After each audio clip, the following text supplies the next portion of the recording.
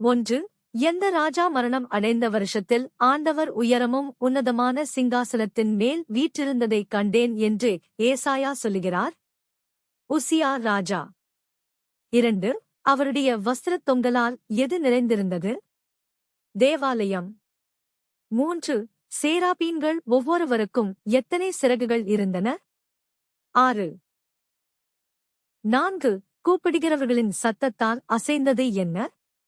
வாசல்களின் நிலைகள். 5. கூப்பிடுகிறவர்களின் சத்தத்தால் எது புகையினால் நிறைந்தது? ஆலயம். 6. ஏசாயாவின் உதடுகளைத் தொட்டது எது? ஒரு நெருப்புத் தழல். 7. ஒரு நெருப்புத் தழலால் ஏசாயாவின் உதடுகளைத் தொட்டதினால் எது ஏசாயாவை விட்டு நீங்கிற்று? அக்கிரமம். 8. யாரை நான் அனுப்புவேன்? யார் நமது காரியமாய் போவான் என்று யாருடைய சத்தம் உரைத்தது?